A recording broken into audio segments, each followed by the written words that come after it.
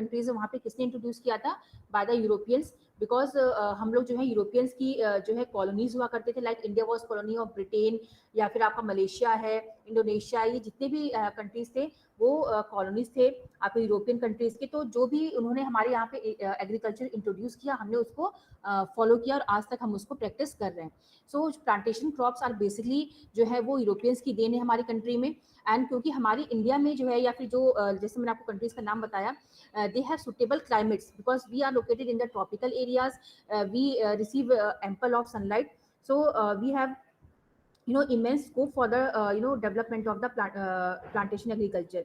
और ये यूरोपियंस को बात पता थी, इन्होंने इसीलिए जो भी क्रॉप्स थे जिससे उन्हें सेल करके उन्हें काफ़ी इनकम हो सकती थी, वो इंडिया जैसे देशों में उन्होंने इंट्रोड्यूस किया, जो कि वो खुद की अपनी कंट्रीज में उसे नहीं कर सकते थे। क्योंकि आपको पता है इंग्लैंड का क्लाइमेट बिल्कुल जो है आपका टेम्परेट क्लाइमेट है, ठंडा क्लाइमेट है, और ये सारे आपके ट्रॉपिकल क्रॉप्स हैं, लाइक टी हो गया, coffee, cocoa, rubber, cotton, oil palm, sugar cane, bananas, and pineapples. So all these plants are they are part of the plantation agriculture. And first point is that they were introduced by the Europeans in their colonies, and they are tropical crops. They can only be grown in the tropical country because of high temperature and high rainfall. Now, other characteristics of plantation agriculture are, the characteristic feature of this type of farming are large estates or plantations।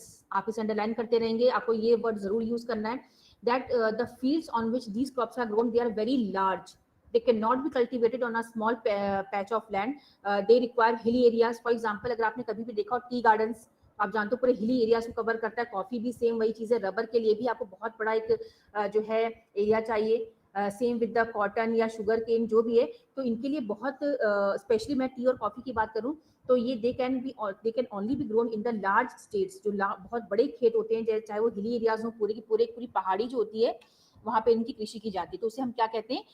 States कहते हैं, या फिर हम इन्हें plantations कहते हैं। Then next is large capital investment is required because you know that all these crops are cash crops, they are sold in the market to earn profit, that's why इनकी जो कृषि होती है वो काफ़ी ऑर्गेनाइज्ड होती है, काफ़ी सिस्टमेटिक होना इनका ज़रूरी होता है, एंड क्वालिटी भी बेस्ट होनी चाहिए। And for all this purpose capital investment is required. हमें मशीन खरीदनी है, हमें जो भी है प्रॉपर सीड्स चाहिए, जो भी हमें स्किल्ड लेबर चाहिए इसके लिए, है ना। हम किसी भी लेबर को यूज नहीं कर सकते, तो स्किल्ड लेबर चाहिए, तो उसके लिए हमें कैपिटल जो है इन्वेस्टमेंट करना पड़ता है। Then managerial system and technical support भी इसमें काफ़ी बेहतर होना चाहिए।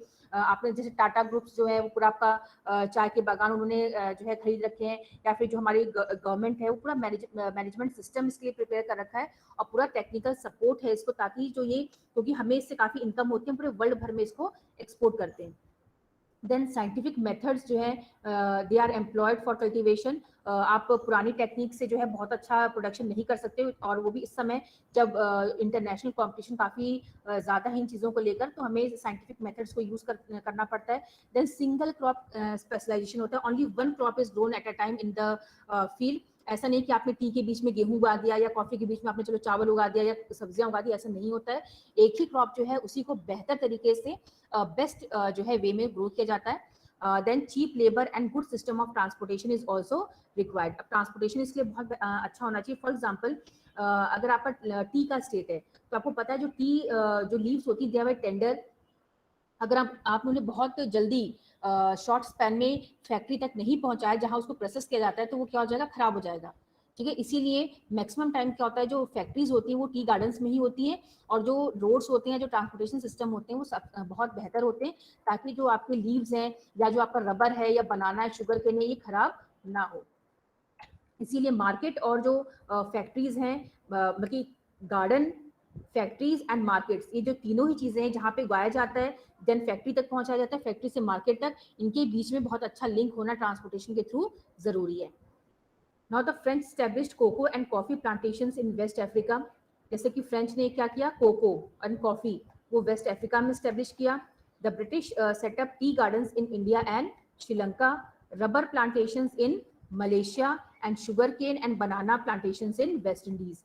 तो इन देशों में अभी भी ये जो है काफ़ी अच्छे अमाउंट में इसको प्रोड्यूस किया जाता है, और इसका श्रेय किसको जाता है, जो भी है भले ही वो उन्होंने हमें कंट्रोल कर रखा था, लेकिन ये कुछ चीज़ें जो उनकी पॉजिटिव कंट्रीब्यूशन है, Spanish and Americans invested heavily in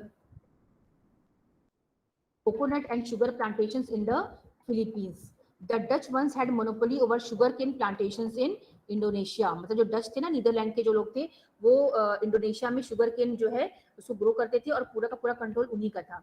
some coffee fazendas in Brazil are still managed by the Europeans. और कॉफी फजेंडास मतलब जो बड़े बड़े बागान होते हैं कॉफी के, उनको ब्राजील में क्या कहा जाता है? फजेंडास. इसको याद रखिएगा. तो कॉफी फजेंडास नोन है, ये जो है ब्राजील में इसको कहा जाता है. तो कहने का मतलब ये है कि इन देशों ने, जो भी हमारे कॉलोनियल कंट्रीज थी, उन्होंने इन क्रॉप्स को, कैश क्रॉप्स को, प्लांटेशन क्रॉप्स को इन अपनी कॉलोनीज में इंट्रोड्यूस कराया, क्योंकि जितनी भी देश हैं ये सब आपके ट्रॉपिकल कंट्रीज है. यहाँ पे क्लाइमेट है, वाटर की अवेलेबिलिटी सबसे बेस्ट थी इन क्रॉप्स को ग्रो करने के लिए.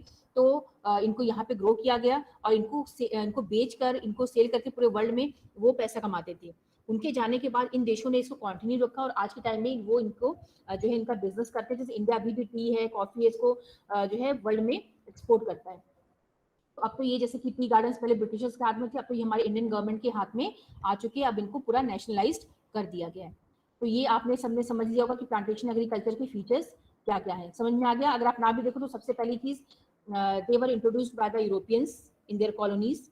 Example are rubber, coffee, tea, banana, sugarcane, pineapples, cotton. They are the cash crops also because they are sold in the market to earn profit. Now the characteristic features are they are grown on large estates or plantations. They have proper management and technical support system. Huge capital investment is required. Scientific methods are used. Then single crop specialization is done. Cheap labor and good system of transportation is required to link state with the factories and factories with the market. तो ये सारे आपके important point हैं और इन्हीं को आपको अपने आंसर में लिखना है, जो कि बहुत ही आसान है. आपको समझ में आया? कोई डाउट है? ये 1 वर्ड्स आप अपने उसमें लिख लीजिएगा. बच्चों, आपको मेरी आवाज आ रही है? Yes ma'am.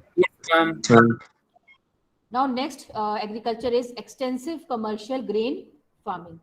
अब जो हमने इंडिया में एशिया का पढ़ा था ना इंटेंसिव फार्मिंग, उसका जस्ट अपोजिट है आपका एक्सटेंसिव कमर्शियल ग्रेन फार्मिंग.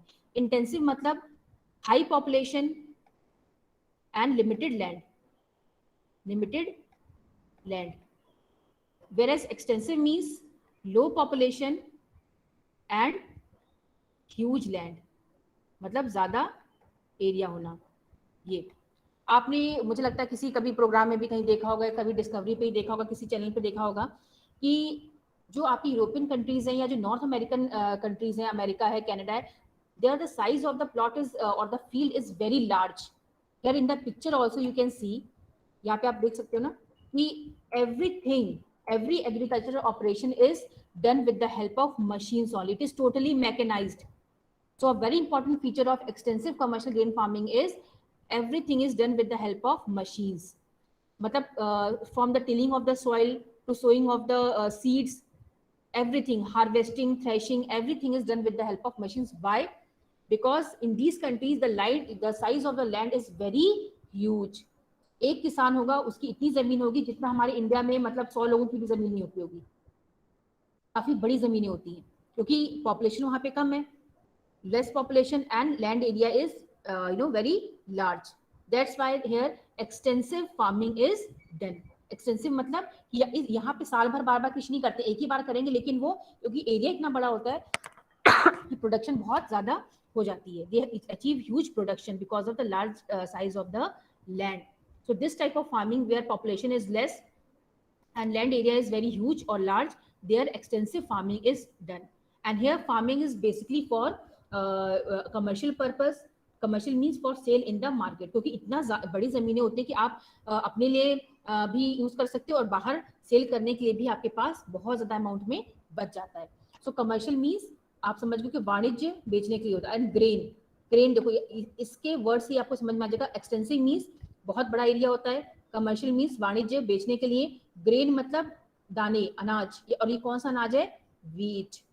तो आप इसको बहुत अच्छे से याद रखिएगा. इंटेंसिव में मेन क्रॉप कौन सा है? राइस. और एक्सटेंसिव में मेन क्रॉप कौन सा है? व्हीट. तो इस फार्मिंग में there is extensive commercial farming of wheat crop. ठीक है. और ये कहाँ प्रैक्टिस किया जाता है? Interior parts of semi arid land of mid latitudes. Mid latitudes कौन सा आ गया आपका? मैं आपको मैप पे दिखाती हूँ, ये आपको दिख रहा होगा, ये रहा। जितने भी हमारे इंटीरियर क्षेत्र हैं, जैसे ये हो गया, ये हो गया, ये प्रेरीज है, आपको पता होगा, जहाँ पे कनाडा और यूएसए का जो इंटीरियर का पार्ट है, यहाँ पे प्रेरीज ग्रासलैंड्स हैं, जहाँ पे अनाज, इसको big wheat basket of the world कहा जाता है। देन ये आपका अर्जेंटीना का ग्रासलैंड हो गया, पैम्पस, इसको हम प्रेरीज कहते हैं, इसको हम स्टेपीज कहते हैं, आपने शायद सुना होगा स्टेपीज ग्रासलैंड। इसको हम कहते हैं वेल्ड, ये साउथ अफ्रीका में जो बहुत बड़ी बड़ी घास मैदान है जहाँ पे गेहूं बोया जाता है। और ये हो गया आपका ऑस्ट्रेलिया में डाउन्स, DOWNS। तो ये आपको याद रखना है, प्रेरीज, ये प्रेरीज है, ये आपका क्या है? पैम्पस। ठीक है, ये मैं सब बच्चों से पूछूंगी, इसलिए आप बहुत अच्छे से याद रखिएगा। नॉर्थ अमेरिका में प्रेरीज है, अर्जेंटीना में आपका है पैम्पस, साउथ अफ्रीका में वेल्ड, ऑस्ट्रेलिया में डाउन्स, और सेंट्रल एशिया में है आपका स्टेपीज। तो ये जो है बहुत बड़े बड़े मैदान हैं, प्लेन एरियाज हैं, और यहाँ पे एक्सटेंसिव फार्मिंग होती है गेहूं की, यहाँ पे व्हीट कल्टीवेशन किया जाता है। तो जैसा आपका यहाँ पे लिखा हुआ है, interior parts of semi arid lands of the mid latitudes, तो ये मिड लैटिट्यूड्स के एरिया है और यहाँ पर ये कृषि की जाती है। अब इसमें क्रॉप कौन सा है? Principal crop is wheat. Alright, so wheat is the most important crop, although other crops are also grown, like मक्का भी ग्रो करते हैं, barley, oats and rye are also grown, but wheat is the main crop, because wheat की इतनी ज्यादा पैदावार होती है कि वर्ल्ड ओवर इसको एक्सपोर्ट किया जाता है। The size of the farm is very large, इतना बड़ा होता है कि entire operation from ploughing to harvesting is totally mechanised. Alright, so everything, मतलब फार्मर्स अपना हाथ पर कुछ नहीं चलाते हैं, बस वो मशीन जो है उनके पास इतनी बड़ी मशीन्स होती हैं, देर हाईली रिच वहाँ के फार्मर्स होते हैं। गवर्नमेंट उनको काफ़ी ज़्यादा वो भी प्रोवाइड करती है उन्हें फैसिलिटीज़ कि उनके हर चीज़ जो है मैकेनाइज्ड होता है। देर इज़ लो यील्ड पर एकड़, मतलब वहाँ पे पर एकड़ जो होता है, क्योंकि खेती एक ही बार होती है, तो एक बार जो हो गई, तो पर उसमें मैक्सिमम यील्ड नहीं होती है, उसमें जो है प्रोडक्शन हाई सिर्फ इसलिए होता है क्योंकि एरिया ज़्यादा है। और इंटेंसिव में क्या था कि छोटे एरिया में ही बार बार कृषि करके हम मैक्सिमम उसमें से गेन करते हैं। इसमें हम मैक्सिमम गेन नहीं करते हैं, इसमें हम एक ही बार जो है फील्ड को जो है बोते हैं, और प्रोडक्शन जो होती है वो ज्यादा होती है ऑटोमेटिकली, क्योंकि यहाँ पे एरिया ज्यादा है। ठीक है, तो देयर इज, यहाँ पे लैंड का जो है ना यूटिलाइजेशन कम है, और इंटेंसिव में ज्यादा है, क्योंकि वहां पे हम लैंड को बार बार यूज कर रहे हैं, यहाँ पे हम लैंड को सिर्फ एक बार यूज कर रहे हैं। तो यहाँ पे यील्ड पर एकड़ कम है, बट यहाँ पे जो लेबर का काम होता है, लेबर प्रोडक्शन जो है वो ज्यादा माना जाता है। तो ये आपके जो है मतलब पॉइंट्स हो गए, जो मुझे लगता है बहुत टफ नहीं है ना। This type of agriculture is best develop in Eurasian steppes, जो मैंने अभी आपको बताया, Canadian and American prairies, pampas of Argentina and velds of South Africa, Australian downs and Canterbury plains of New Zealand. ये रहा न्यूजीलैंड, ये रहा, तो न्यूजीलैंड में भी कैंटरबरी प्लेन्स है, वहां पे इसको किया जाता है। अब एग्जाम में देखो आता है कि जैसे कि उन्होंने आपको वर्ल्ड का मैप दिया, और उन्होंने मान लो सपोज ये वेल्ड को शेड कर दिया, ठीक है, अब उन्होंने आपको हिंट दे दिया area of extensive commercial grain farming. अब आपको आइडेंटिफाई करना है कि कौन सा एरिया है एक्सटेंसिव फार्मिंग का, तो आपको पता होना चाहिए कौन सा एरिया है वेल्ड, या ये कौन सा एरिया है पैम्पस। वहां पे ग्रासलैंड्स नहीं पूछेंगे आपसे, वो पूछेंगे area of extensive commercial grain farming. ठीक है, तो आप जो है इसको मुझे लगता है एक्सप्लेन कर सकते हो। तो ये जो है तीन अभी आपकी क्लास कितने बजे तक है? मैम 9-10। अच्छा ठीक है, तो ये दो तीन टॉपिक आपको आई होप समझ में आ चुका होगा। एक जो मैंने आपको इंटेंसिव सब्सिस्टेंस फार्मिंग बताया है, दूसरा मैंने आपको बताया प्लांटेशन, और तीसरा आपको एक्सटेंसिव कमर्शियल ग्रेन फार्मिंग बताया है। कल की क्लास स्टार्ट करने से पहले मैं आपसे ये सारे क्वेश्चंस पूछूंगी, ठीक है, तो आप उसके लिए प्रिपेयर्ड रहिएगा। और ये आप मत समझिएगा कि मतलब बस पढ़ा दिया गया तो हमें दोबारा पढ़ने की जरूरत नहीं है, आप लोग बहुत सिंसियरली इसको पढ़ेगा, बहुत जो है टफ भी नहीं है। ठीक है,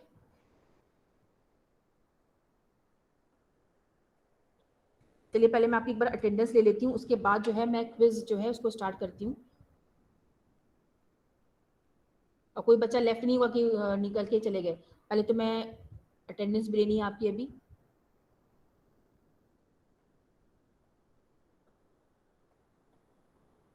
पहले बाद में अटेंडेंस लूंगी इसकी, नहीं तो तुम लोग बहुत चलाको भाग जाओगे।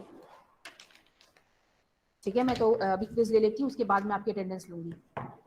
तो देखो क्विज में क्या है, बेसिकली आपको जो है मैं क्वेश्चन पूछूंगी, और उसमें जिस बच्चे को आंसर आता होगा वो आंसर करेगा, और आंसर करने की कोशिश करना, ये नहीं कि आप बैठे हुए हैं। कल तो मैंने आपको आंसर भी भेजे थे ना, तो आप जो है थोड़ा जो भी है हेल्प लेके आप ऐसा कर सकते हो।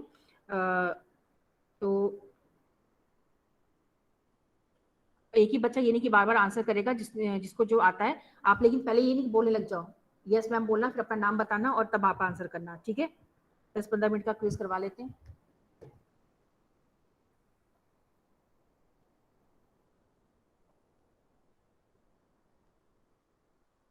अभी रिकॉर्डिंग स्टॉप नहीं हुई है।